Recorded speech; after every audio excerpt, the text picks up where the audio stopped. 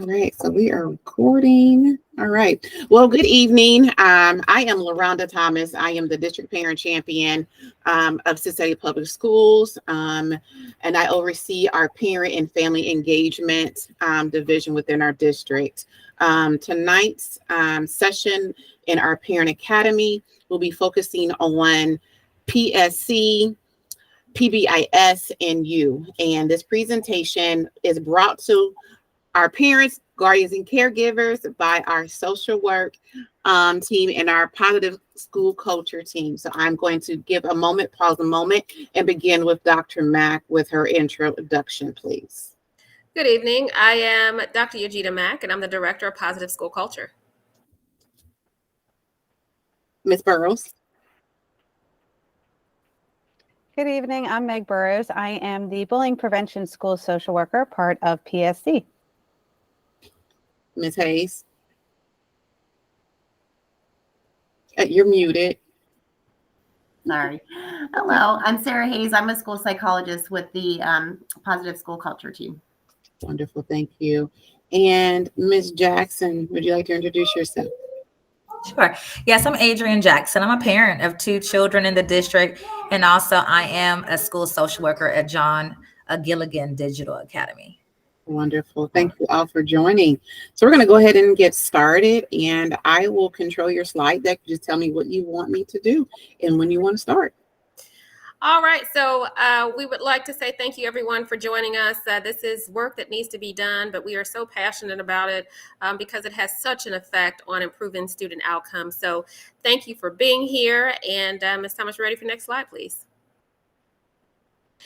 So the Positive School Culture team, we do have representatives here, which you've already heard from, but we do have 5 main areas that we focus on: attendance, bullying prevention, restorative practices, social emotional learning, and then PBIS. So 2 of those will be our focus for tonight. We'll talk about PBIS, and then we'll talk about restorative practices and how those things work together to, again, help to improve student outcomes. Next slide, please.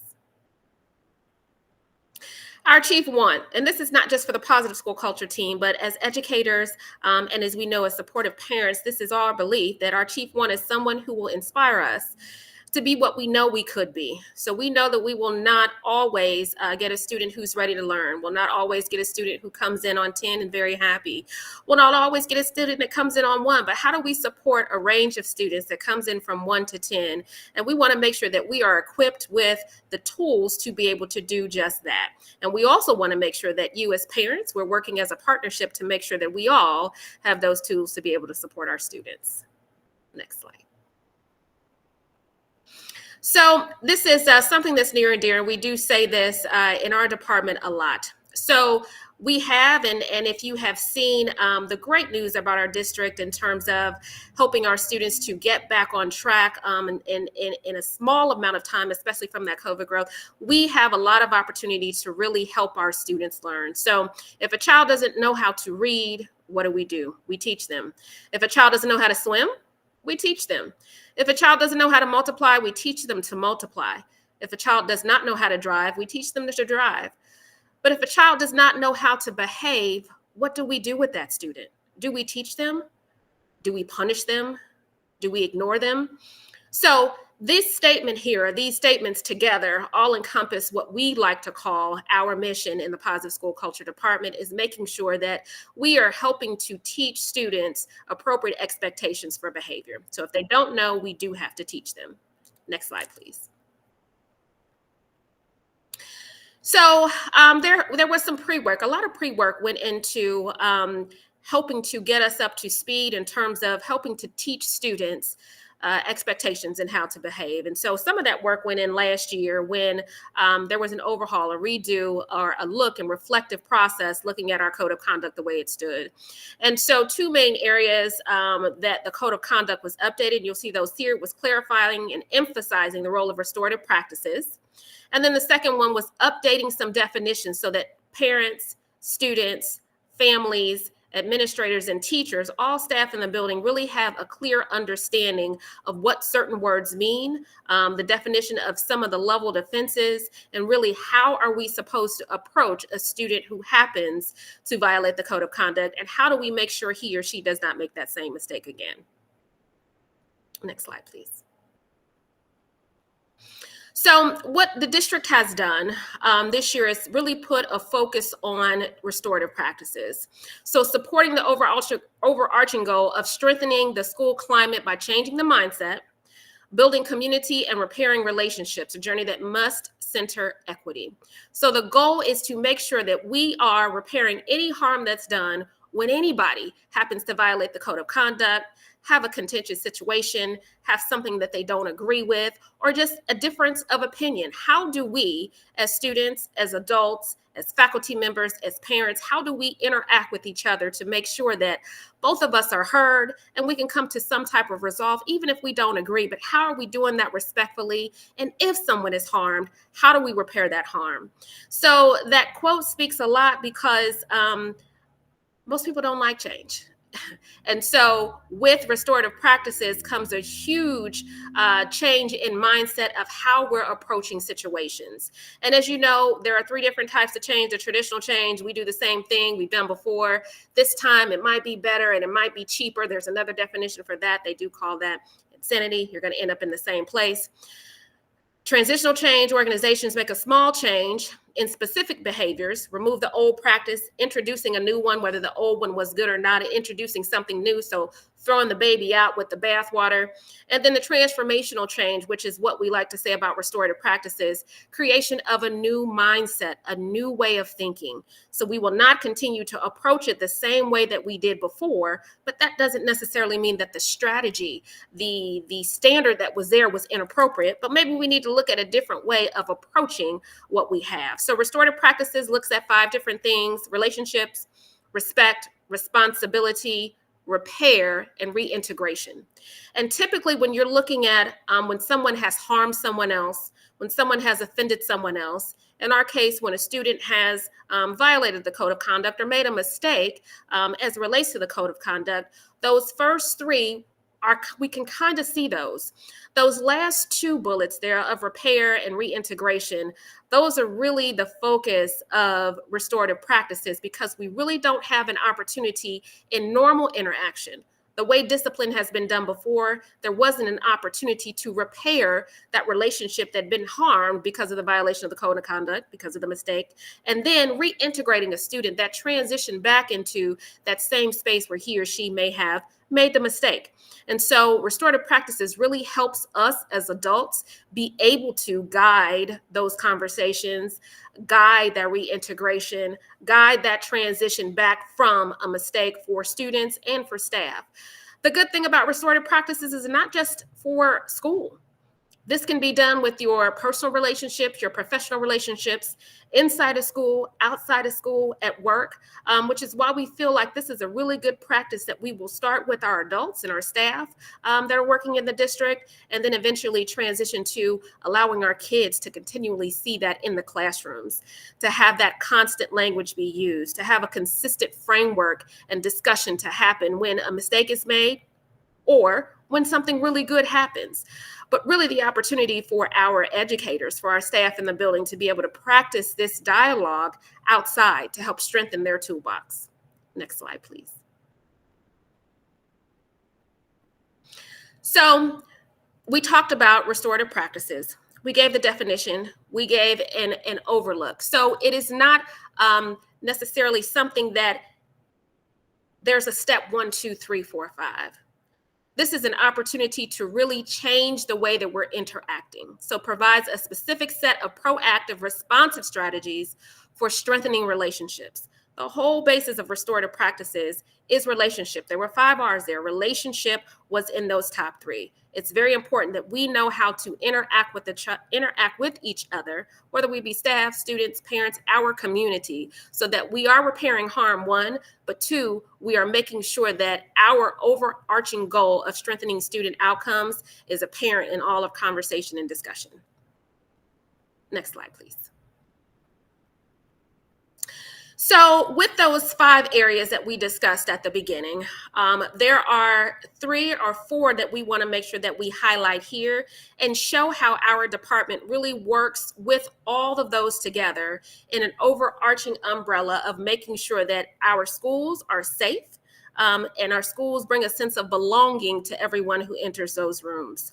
We do a lot of social emotional work, obviously our counseling and our social work, and we do PBIS. And so PBIS and restorative practices is what we will talk about today, but really looking at how the current programming enhances with the framework that's building the relationships that are there.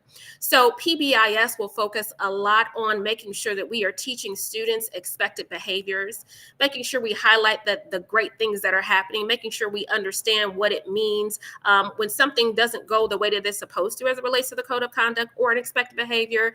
And restorative practices focuses on the adult end of things and really helping our staff to understand how they can either help or harm a situation with the words that they're choosing when a mistake happens.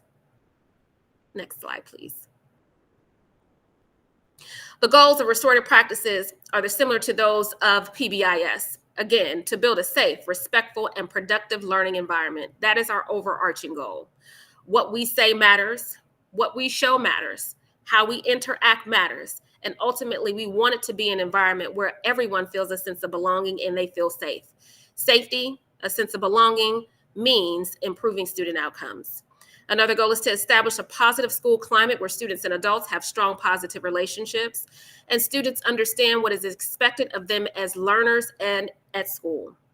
What is expected of them. Again, we'll use that term over and over with expected behaviors. Our outcomes.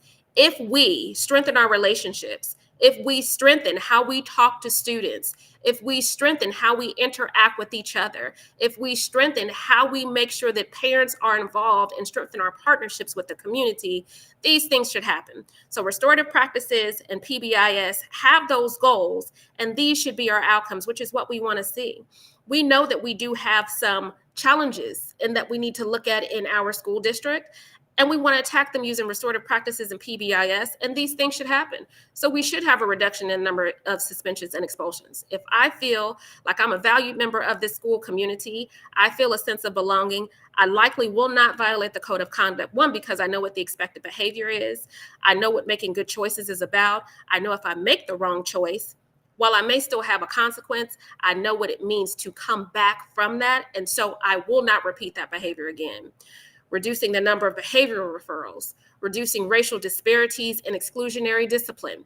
If you haven't already, please take time to look at our goals and guardrails that have been approved by our Board of Education, and also our strategic plan, which outlines what we want to focus on. And you will see that in those plans, we do have a goal to reduce the number of level 2 offenses that are occurring in buildings. That means we're going to have to proactively approach how students are behaving so that they know what the expected behaviors are, so that they're not getting those discipline referrals, and we won't have these disparities and exclusionary consequences, because I know what it means to behave in each setting in the building. So that's in my classroom, that's in the hallways, that's in the cafeteria, that's when we have guests come in. That's when I go out on field trips. I know what expected behavior looks like, and I have the choice and opportunity to make the right decision.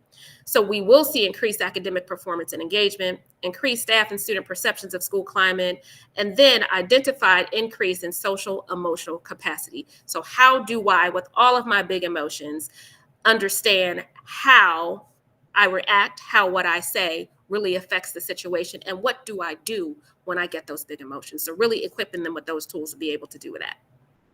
Next slide, please. So here we'll let Ms. Hayes, who is our PBIS guru, also part of our PSC team, and so she will go through for you the PBIS. Yes, thank you for teeing that up so nicely for me, Dr. Mack. Mm-hmm. So PBIS, and I apologize, I'm getting over a cold. So if I fade off the screen, Dr. Mack or Meg, please jump in. But PBIS, in my opinion, gets a really bad rap. Like a lot of times people think it's just about rewards or it's just about punishments. And it really is so much more to support our kids and our teachers. And so when Dr. Mack was talking about clear expectations, a lot of the times that behavior gets in the way of learning is because we have so many hidden rules. And so we just assume like people know how they're supposed to behave in certain situations, or they know what to do when they need to ask for help, or what the procedure is to go to the bathroom. And like, I even think about, my own kids. I have 3 boys. And so I don't have nice stuff in my house, right? Like I don't have nice furniture or breakable things. So they wrestle a lot. They're allowed to jump on my furniture. They walk through my house with a drink in their hand, like it's their house. But they know that doesn't fly when they go to my in-laws. And so if I didn't prep them before we go over there, like when we're at, grandma's house, we take off our shoes. We don't walk around. We drink in the kitchen and our bottoms are on the couch. We're not jumping around on the couch. And so it's the same thing in the classroom. We can't just assume that kids come to us knowing and that the expectations at school are the same as the expectations at home or in the community. And not that one is better or worse. We just need to make sure that kids are set up for success. And we need to make sure that our expectations are appropriate. And so one of the ways that we do that is really encourage family and student voice. So anything that we include in our building or classrooms as an expectation, we need to think about, why is that there? Is it distracting to learning? Is it unsafe? Because if it's not, maybe it doesn't need to be an expectation. And so one that comes to mind, oftentimes I will see in a classroom expectation lesson plans, is that kids need to maintain eye contact to show that they're listening. Well, in some cultures, eye contact is very disrespectful to elders, or with some disabilities, it's difficult to maintain eye contact. That's very uncomfortable. So if I saw something like that in an expectation, I would want to remove that. There's different ways kids can show that they're paying attention and that they're learning. And those expectations are not just in the classroom or hallways, but we have clear expectations for how kids behave in the cafeteria, on the playground, on bus. And so they really need to know what's expected, and we need to be reinforcing that and teaching that all the time. Safe, predictable learning environments. So if I come to school and I know what's expected every day when I come in, as far as routines, procedures, that's going to be very calming for me. That's going to make me be in a good place for learning. And that's true of all kids, but especially kids who have experienced different types of trauma. So we want to create those safe, predictable learning environments. We're also teaching important social skills. So not only are we teaching what's expected, but we're also teaching friendship making skills, decision making skills, conflict resolution. Kids spend a lot of time at school, probably more time than they're at home. So most of the social situations that they're in are going to be at school. So this is a natural environment for teaching those skills. When we're teaching, we want to give specific behavior feedback. And so we do give praise. And praise is something that, again, has gotten kind of a bad rap. People think, well, praise, that they're not going to be internally motivated, or that's going to ruin them for the rest of their life if I praise them. The kind of praise that is not good is that kind of generalized praise, like, oh, good job. Or when it's insincere and we tell someone you're the smartest girl in the world. Well, kids know they're probably not the smartest girl in the world. But if when we're giving praise, it's very specific and it's tied to a behavior, that can really, that's where we start to see positive behaviors increasing. It can increase self-regulation in kids, and it can reduce trauma, because it's that kind of inner dialogue that kids are having when you give that specific praise that is actually reducing trauma and increasing gray matter in their little brains. We talked a lot with restorative practices, the emphasis on promoting positive relationships and belonging and community. A lot of what we do with discipline is really proactive and trying to prevent problems from happening in the first place. And that could be just in the way that we set up our classrooms. We want things to be calm. We don't want to have things all over the place that's overstimulating to kids. We want kids to be able to move around the room safely and see clearly, where do I turn stuff in? Where do I put things away?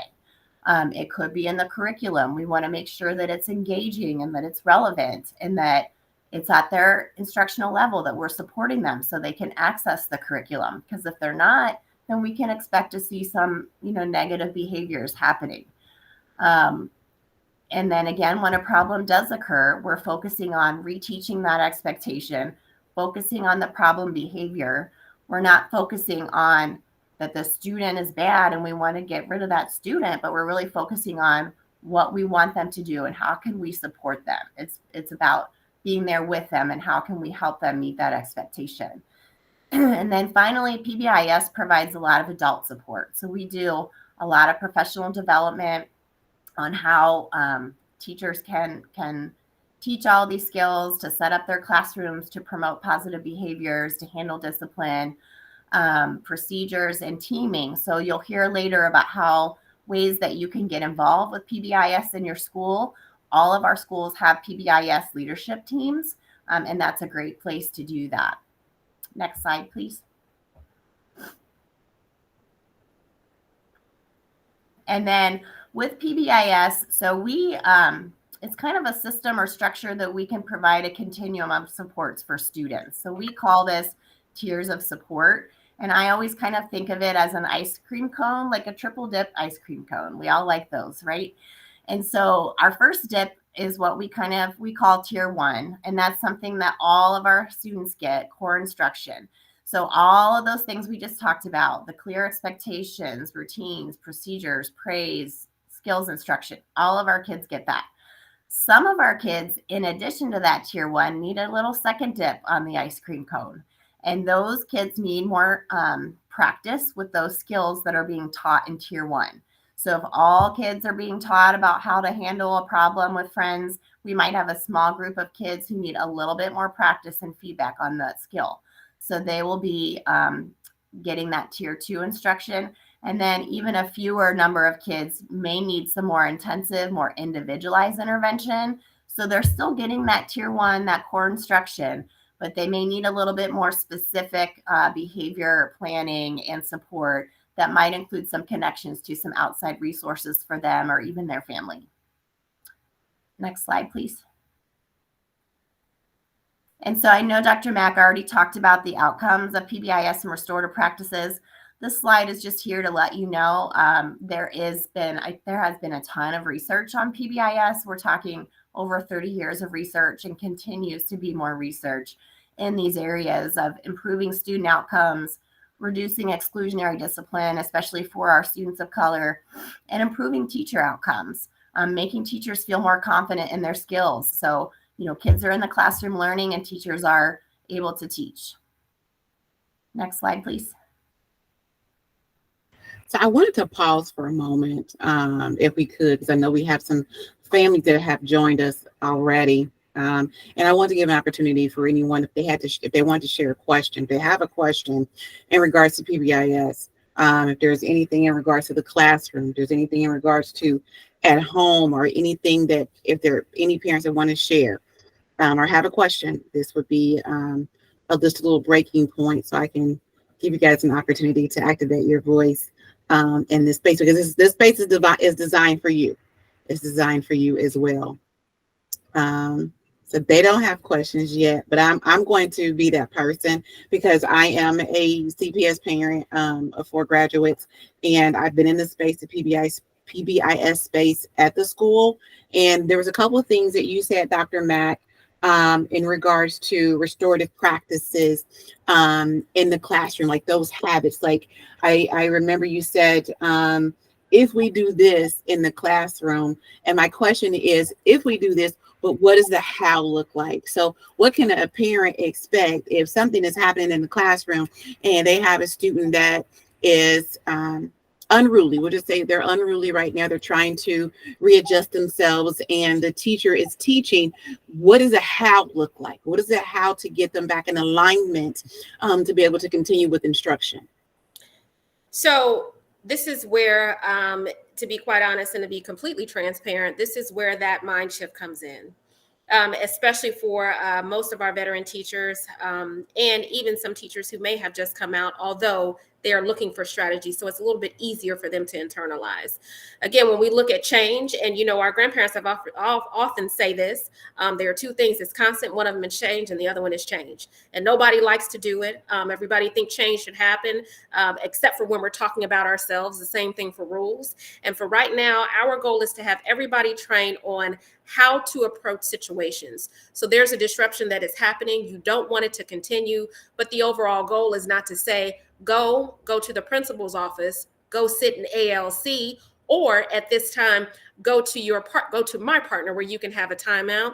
The goal right now is to continue to teach how we are reusing affective statements to help a student to recenter, to refocus, and really to realize what they are doing is not only disrupting themselves, disrupting the learning of others, and how can I be better? And so that comes with transition, and that comes with time. So we are right now have a cohort of 17 schools. Those are cohort 1 schools. And we are working to make sure that all staff in the buildings have training. That is our security officers, that's our teachers, that's our paraprofessionals, that's our front office secretaries, that's our counselors, that's our principals. So everybody in those 17 schools, we want to have them trained before the end of the year. We're continually providing coaching for them this year because we understand it is a transition. It is going to be a change to continue to use those statements. And how easy, because we've developed these habits, is it for us to go back into our habits? So the ultimate goal is to continue to push and coach and support with implementation so that we can use those statements that we're trained on. I'll be honest in saying, this is not going to happen overnight, but we want to continue with using those statements, continue with using those strategies, continue with using those ways to interact so that it does become habit for us as opposed to trying to slip back into.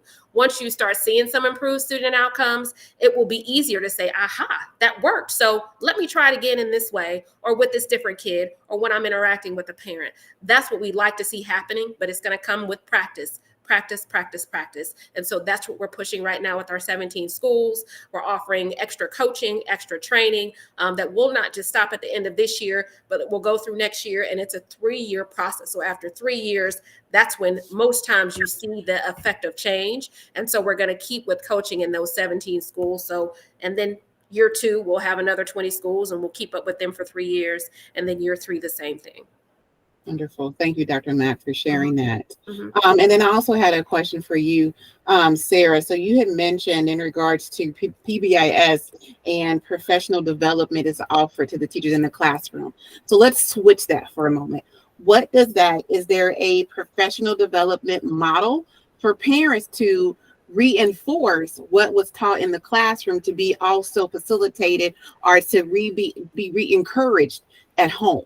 So the messaging is the same. Yeah. And so I think that is something, so we have work sessions twice annually with our PBIS teams. And so we typically always have a section on family engagement and talking about ways that families can be not just like informed or talked to, but really part of that PBIS team, part of the decision making and that leadership in that community. And so I think that is the first thing that needs to happen, is that we need to make sure that we have a good representation of parent voice. I think there needs to be like at student teacher nights, regular nights when parents are coming in, whether it's literacy night, whatever is going on, there's opportunities to connect to PBIS so that we keep finding ways to get this information out to parents. Typically classrooms will send out at the beginning of the year, these are our classroom expectations, so parents know what they are, and these are how you can reinforce them in the home. But I think a lot of the work is trying to get teams to understand what it means to have families actually be engaged, because I think a lot of times it's more just talking to, not with. And so really getting them to understand how to bring parents in, and not just a few parents, and like how do we get to all parents, and how do we talk about different levels of engagement? Because I'm a working mom outside the home. I don't have time. I wouldn't have time to sit on a PBIS team, but maybe there's other ways that I can be involved in that school. So finding different levels and ways of engagement and making sure that we connect PBIS to other initiatives that are going on in the building so that we have that constant communication. Those are some of the things that we push out to teams in those trainings.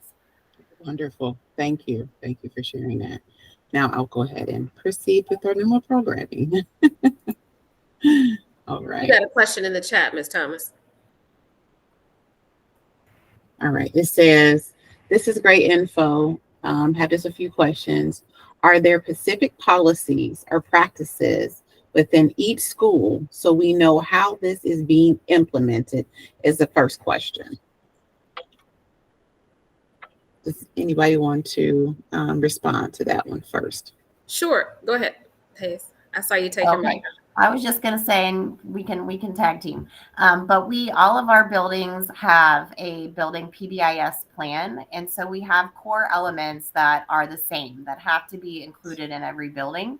And then those can be contextualized because what might work in one, is culturally, contextually relevant in one building may not be relevant for another building. But the elements like that we're teaching expectations, that we're reinforcing, acknowledging appropriate behaviors, our code of conduct continuum, all of those kind of things, restorative practices are the same. And so, and you're talking specific to restorative practices too. So Dr. Mack, do you want to speak to that piece? Are there specific policies? Okay. So what does the training look like and which schools are in the first cohort? I believe those first cohort of schools, and I apologize, I don't have them remembered off the top of my head, but we can provide those to Ms. Thomas and she can push those out for that first cohort of schools that are in our 17. It is a mix of high school and elementary schools, but those schools based on their data that needed the most support when we look at offenses to the code of conduct, or when we're looking at discipline data, when we're looking at attendance data, when we're looking at academic data, those schools were picked as the first cohort. And what does training look like? So training for restorative practices for educators, it is a full 2-day training. So with that training, there were 2 offered last summer. There was so far, I say last summer, meaning in June, and then also at the beginning of this year, August, still summertime. We just had one that was offered in January, and we will do another one for our cohort 1 schools, hopefully sometime in March, but definitely in June. And then we will pick up with our cohort 2 schools starting in June. So it's a full 2-day training where they are learning how to, as Ms. Thomas said, use a toolbox that are theoretically there. How do I put them into practical use? How am I using them in my professional day? What we would like is for it to not be a one-off. And so a lot of times, because we have all of these things to focus on, we still have to make sure our kids know how to read. We still have to make sure our kids can do math. We still have to make sure that our students are critical thinkers. And so we don't want to separate the use of these affective statements and restorative practices from daily practice. And the goal is to have those things infused into daily conversation, daily communication, helping them make good decisions, whether they be academically or socially. So the training helps to put some of that theory into practice. It really gives a good opportunity for some live role play, for some scenarios, for a lot of dialogue, for a lot of collaboration with your school team and then other school teams of using best practices. But it is a full 2-day event that a team that IIRP is coming in to do for us, and those are the restorative practices gurus. So they are actually the ones who come in and do coaching with the schools, and they're doing that from now until the end of the year. And we'll also provide some coaching for next year. But we also have some staff in our district who said, we love this and we want to become trainers, so that any new staff that happens to come in, we can also get them up to speed as to how we expect for you to talk to our students, how we are expected to interact with our families, and how we should be talking with our colleagues, again, with the overarching goal of making our schools safe and a sense of belonging for everyone. And I think she heard her last question was, Ashley, you asked, can I speak to how this was advertised today? So it was in various places. So the first place we put it on our website, Parent Voice website. If you go to CPS K-12, you will see our community Once you click on our community, you go to Parent Voice, and then you will see all the sessions for Parent Academy listed there, with the times and how they're going to be presented. The next space is in our social media space, which is currently on Facebook. There is CPS Parent Voice Community Group. It is there, as well as on our main CPS social media page. And then it is also on our Twitter, which is now called X, is there as well. It was also shared out to all of my parent leaders that have all the schools that have parent organizations. And we have 59, so I shared it out to them directly, as well as shared it out to all of our resource coordinators in a weekly newsletter. So if you found this a different type of way, or if you have suggestions on where else you would like to see advertisement to get more information on what's happening in this place, please feel free to reach out to me, and I will put my information in this chat as well. But thank you for your question. Thank you. If there are any other questions, we're going to move on. Yes, I have a question about getting information out to parents, because that was going to be a question I had as well. And I do follow the Facebook page, but I did not even know about this tonight, and I don't know how I missed it. But a friend just texted and told me this was going on. I really wanted to know, is there a way that maybe like we can have flyers that we can pass out at schools, or is that paper stuff is no longer? No. So what happens is once I send it to the resource coordinator, they disseminate it to the parents at that school building. Now, I mean, I am open to talking with our resource coordinators and the principal to look at some other options to be able to get the communication out as well. I mean, we can also start again, it's all in how you receive information. Yes. So I first would want to ask you, what is the best way for you to receive information? So I'm active in my kids' school. I'm on the IoT and I'm on PTO, and I did not receive this. And we get a weekly email from our principal. But what I will tell you is that exactly what you just said, communication across the board is a challenge for whatever you're sending out to parents. And no matter how many times you send it, it's still a challenge. I just, as an involved parent, I know people who will probably have attended this. And so I was just wondering, because I'm gonna now tell my people, and if this is recorded, I would love to send it out, because I'm a strong component and supporter of PBIS, and I'm doing the work in the schools. And so this is just valuable information from a parent perspective. This is my first time as a parent in the district receiving this information on a parent level, even though I'm in the work every day. So I just want to make sure it gets out to more parents, because the piece that I hear and that I've heard when I jumped on is about how do you begin to tie the PBIS work that's happening in your child's school at home. And I think that is a crucial piece, because of the level of things we are challenged with every day in the school buildings. There is a disconnection between the expectations at school and then the alignment and commitment and support from the home. So I'm just thankful to be here, to be listening, and hopefully if it is recorded, I can be able to share it out or something. Wonderful. I think those, if I may, Ms. Thomas, I think those are really good points, Ms. Stevens, and I think we are really looking for ways to make some really deep and meaningful connections with our families, and so we really are looking for suggestions, and I think that goes with every department in the district, because we really do want a partnership. You know, we all have the heart to really make a connection with our students and our families, but what does that look like, and which modes or platforms are you using to stay connected? Because if there is a way that we've not tapped into so far, we want to do that. So if you have a specific way that you're using that data, please tell us, and we'll use that for your parents, then we'll use that for the rest of the parents. And then if West High has a different way and Walnut has a different way, we want to reach people where they are, because this is important information. And the more they're hearing it consistently throughout their day, and not one way at school and one way at home, you know as well as I the change that can be made in terms of how students are really progressing. And so that's our goal. I think that's the goal in every department. So I will add, Dr. Mack, that one thing that I do feel is successful for the work I do is talking points. It has been a game changer for me. Mm-hmm. When I send something out in talking points, I get a lot of replies. I Okay. get to be able to connect with families. And so, like, wow, I do see district stuff sent out through talking points where they'll send like events. I also feel when I take information and I share it as a leader of my building, they respond even more because they have a relationship with me. And Sure. so it really has been helpful. So I'll just get with you, Miss LaRonda.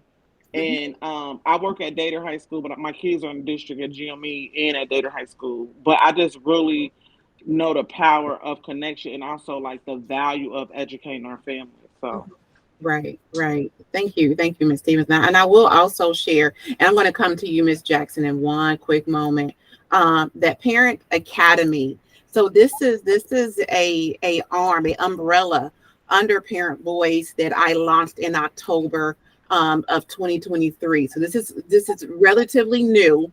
As well, and we are building momentum, we're building engagement, and we're still kind of going through our growing pains in regards to making sure that we are reaching all the parents within our district. So this feedback is very helpful and is needed. And then also I want to make sure, because again, I'm an individual that I don't do things to our parents.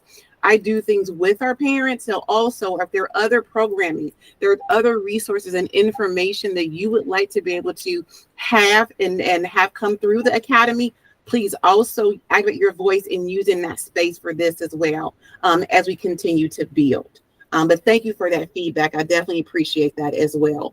And yes, it will be recorded, and I will share it out tomorrow. And it also will be in our social media platforms as well. I'm going to go ahead and give Ms. Jackson the floor because I believe she had a question as well. Well, again, just thank you for even setting up the parent's voice. I think this is just so critical to the work that we do, even for a parent to have access, to have their voice and their questions heard, and to get more connected and engaged is critical. As a parent, I'm with Ms. Stevens in that I've not received from my child's school information about PBIS. I know because of the work that we do, but I think even this PowerPoint is exceptional. I'm like, can we get this to send out to parents to share with others? Because I just think, especially it being in terms that parents can relate to and understand, I think it's critical. I think it's excellent presentation.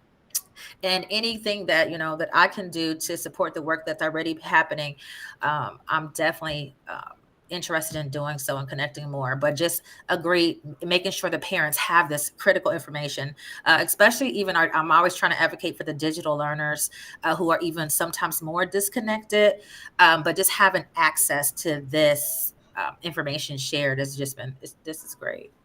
Wonderful. Thank you. Thank you for sharing that. Thank you. Okay. Are there any other questions or anyone wants to share any feedback thus far before we continue? I had one more question. Certainly. So how in the different schools, how is PBIS, how is the data like from like the restorative practices? How are we going to be able to track how successful that is in the schools? I know it's still like rolling out. So just wondering, like for parents, how can they follow up to see, hey, what's working at their school in regards to PBIS or restorative practices? Mm-hmm. And so that is a really good question. So thank you for asking that, because it is so broad. And because the work that we're doing with restorative practices sometimes may not be as quantitative when we try to capture it as some of the other data.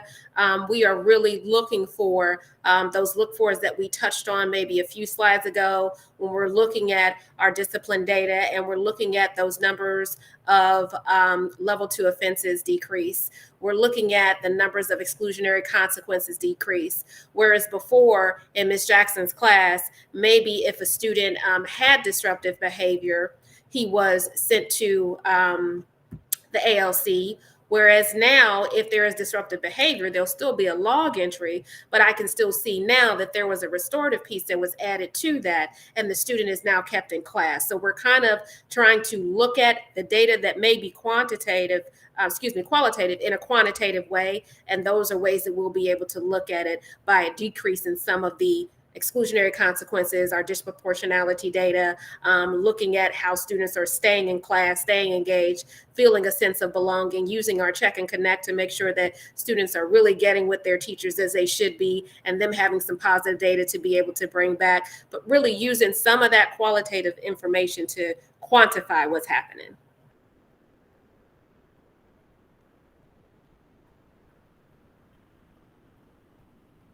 All right. We're going to go ahead and move on. All right.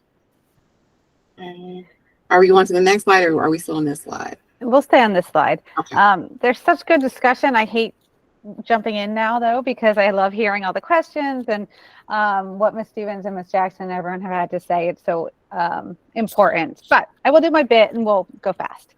So how do you know if PBIS is being used in your school? One of the things you might hear a lot about is the expectations and the matrix. And this is an example of Dater Montessori's matrix, and it's on all parts of the building. So we want to talk about the classroom, the hallway, the bathroom, the lunch, recess, bus. So we're using our 3 school expectations, and for Dater, this happens to be responsible, be respectful, be safe. Each school is in control of deciding what those are. Sometimes they spell something out, sometimes they don't. It just kind of depends on what the school has decided. And then they're really going down to the specifics. What does this look like? What does this sound like in different situations, in different locations? So, for example, we look at recess, take turns. So it doesn't say don't cut in line. It says take turns. We want all of these to be in the positive.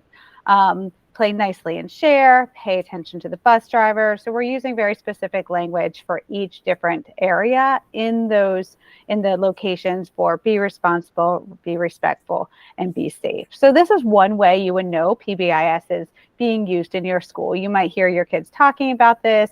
You might see some signs on the wall. If you want to go to the next slide, please. Now I'm going to test you here, LaRonda, because I put some animation in here because I wasn't prepared to not do this myself. So thank you. I have some power and control issues. One more time, please.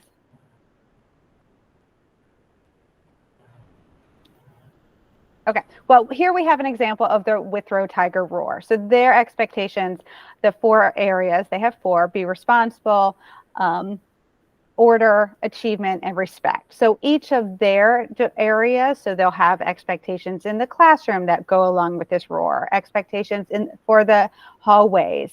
And so then kids will know what roar means. And I think that Withrow even has a saying, something like, to every day we roar. And it really reminds the students, this is what we're doing. We're responsible, we're in order, we're achieving, and we are showing respect.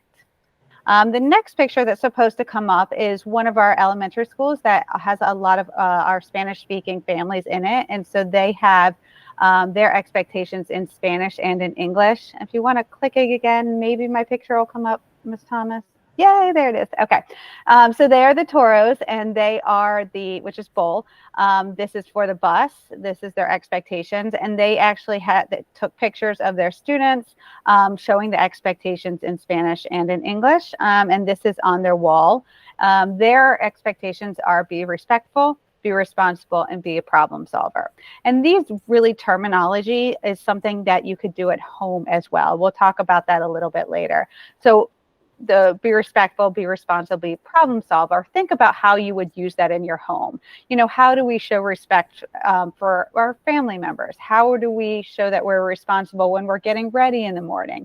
How are we a problem solver? Maybe when we have a conflict with one of our siblings. So this terminology can really be taken from the school to the home. Okay, and if you go to the next slide, please, and I'm going to have you push it 4 times for me. Wonderful. Okay, stop there. All right, so here are some more examples. So I think we've got Midway, we have North Avondale, and here's an example of North Avondale in the stairwell. So very specific. We are going to be respectful. What does that look like? What does that sound like? So it sounds like we're silent. It looks like groups traveling in single file. It looks like holding doors open for each other. That's how we're showing respect. That's how we're being respectful in the hallway. We're being responsible by staying to the right. We're being safe by walking taking one step at a time. It's very specific. Sometimes walking, anybody ever seen those power walkers, right? I mean, that could be going pretty fast, but we want to be specific. We're taking one step at a time. We're keeping our hands to the side. This is all stated in very positive language. Studies has shown that if we are giving directions in a positive light, we are much more likely to follow them instead of saying, don't do something. So we could say, don't run. That's the same as walk, right? But by stating it positively, we are helping our children have those expectations in the positive light. And I'm forgetting who the cafeteria one is. They're the paws. No, I can't remember who that is. But again, this is our cafeteria expectations. You're going to clean up after yourself, hold the tray with both hands. That's being responsible. And then the cute little P's at the bottom, the 3 P's, I forget who this is. Be prompt, be polite, be prepared. So as you can see, these are different examples of how a school has taken PBIS expectations and then adapted it for what works for them. The 3 P's, I think they, I'm going to guess this might be a preschool. North Avondale, I think they're the rockets. So they have made their signage into rockets. Now, we want to make sure we understand that all these signage, these are signs, these are really reminders. They're reminders for the students and reminders for the teachers. If you want to click for me, Miss Thomas. All right, one more time. There we go. Okay, so our posters aren't teaching. They're prompting teacher actions and student behaviors. So when we think about it, PBIS is a lot about adult behavior. We are remembering to use positive words. We are remembering to use the expectations. And these posters help the teachers remind the teachers that they need to do this, as well as student behaviors.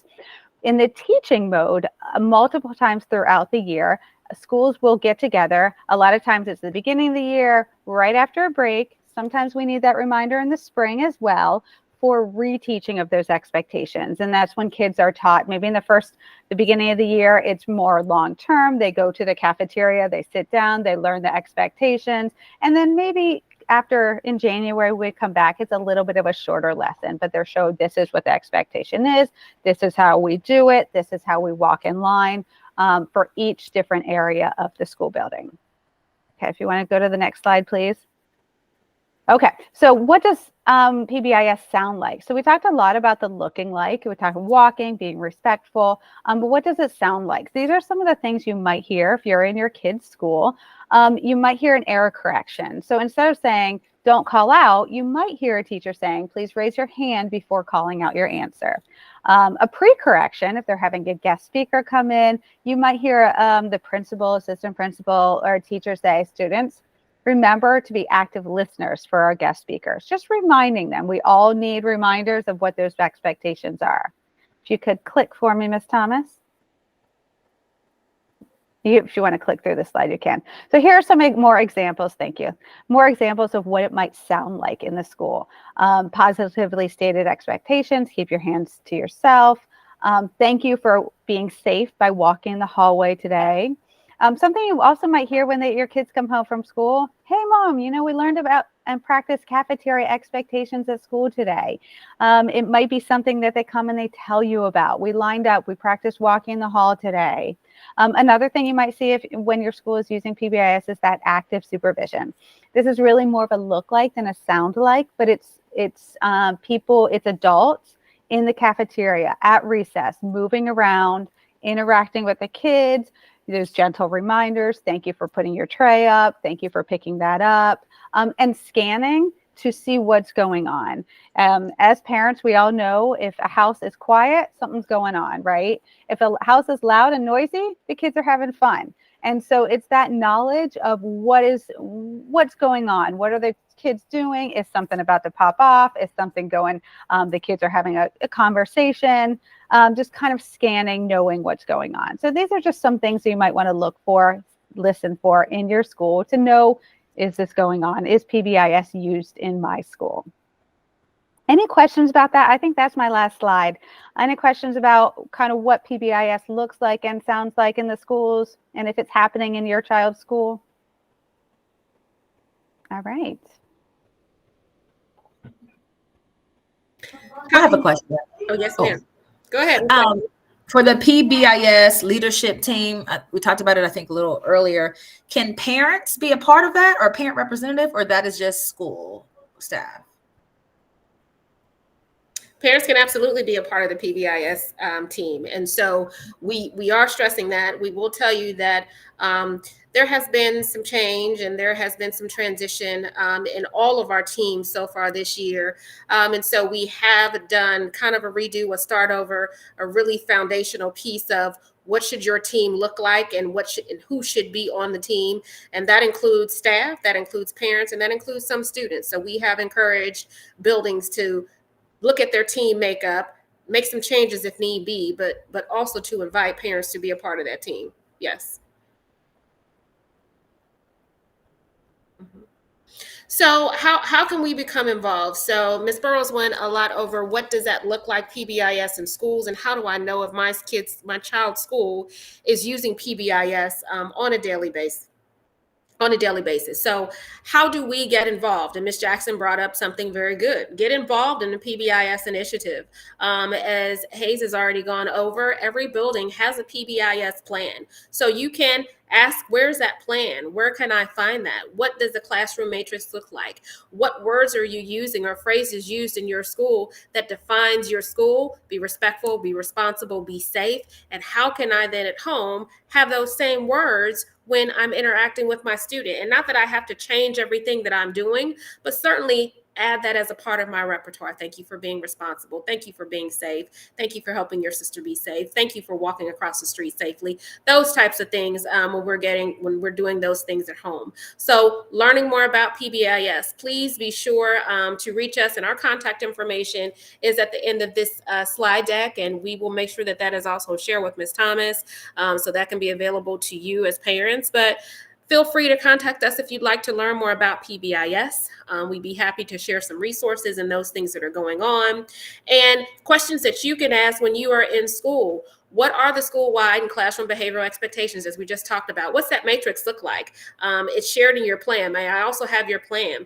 What's in place to prevent problem behavior? So what does proactive planning looks like? And so when you're getting those calls, we should be getting calls about kids doing things well, and also, hey, here are some things that we should be able to look for. What was that taught in class? So was he running without being taught that he should not be running in the hall? And then they'll say, well, here's our plan. Here's what we should be doing. How can I work with my school to encourage PBIS at home? Can you click to that next slide, Ms. Thomas? Next one. So we do have a PBIS at home slide here, and we're not rushing through, but we do want to be respectful of your time. We see we've got 4 minutes left here. So here's what we can do at home. Help out. Own your own behavior, make good choices, and this is every single day. So what does getting up in the morning look like? Allow some responsibility to happen there. Getting to school, clean up time to relax, home time, meal time, getting ready for bed. And these things can happen from K to 12. Obviously, the language will look different for my 12th grader than it would for my 2nd or 3rd grader. But what does that look like even if I'm getting home and I'm in the 11th grade? What does it look like when I'm getting home from school? What are you supposed to do? Because those rules are the same for a 7th grader that they are for a 2nd grader. You should text me when you get home, and make sure every student knows what that is. Every child knows what that is, just like they do at school. But you can have this matrix so that they know they're seeing a classroom matrix at school. Oh, wow, I'm seeing the same thing at home. So really kind of using some of the same tools, but the words just look different because they're in a different space. So those are some ways that those two things can tie together. And so the next slide there, Ms. Thomas, again, we talked about having questions, wanting more information, looking for resources. The bottom line is we want you all as parents to know that there are activities, language, conversations, discussion, tools, resources being used at school to really help with some proactive behaviors, as we talked about in that tier 1 level, so that everyone is being taught how to behave. Again, we are teaching our kids how to do math. We're teaching them how to read, but we also want to make sure that we're teaching them the expected behaviors when we're in every situation. And we want to partner with you in being able to do that, because we know too, you speak to your student in the same way. So how can we partner to make sure that we are using that same language so that it does not seem like those two places are different, and they know right away that we're watching them at home and we're watching them at school, and we are partnering to make sure that, again, we're improving student outcomes. Wonderful. Thank you. Thank you, Dr. Mack. Thank you to our team here at CPS, our positive school culture team. I can attest as a parent working with PBIS, IoT, LSDMC, parent organization, being that helicopter mom at one time. It is, our engagement, our impact definitely changes our students' outcome. It really does. And the more I feel that we know as parents, the better we can help to reinforce what's happening at school so that our kids at the end of the day can have complete success. And that's what our goal is. I want to thank my parents for joining us this evening, for taking the time to pause, to be able to ask questions, to listen, to find ways to discover new opportunities, how you can engage in your school. Parent Voice is, again, it is for you. This is a space that I was given the task to create a space for our parents, giving you a voice, to be able to help you to uplift your voice, to activate your voice, and to be in spaces of impact across our district that actually impact the student success across our district. So with that being said, I have put all of my information in the chat as well. So please feel free to reach out to me directly. I do have advocacy hours. I do meet my parents one-on-one across the district, and I come out to the schools. So please do not hesitate to schedule some time if you want to do a deeper dive in regards to just parenting as a whole. I am here to do that, but also I want to encourage our families to go to the website, visit the Parent Voice space there, to get engaged, to find out what is going on. And if you see something there that does not match or meet your needs, reach out and say, hey, Ms. Thomas, what about implementing this? Again, this is your space, and I want you to take ownership of it. So again, that you can get the most out of your CPS experience as a parent as well. So I thank you all for joining, and I want to be definitely mindful of our time. It is 7 p.m. We're going to go ahead and end this session. I will have this shared out, and I will send it by email as well. So again, thank you for joining us tonight for our CPS Parent Academy. Have a good evening. Good night.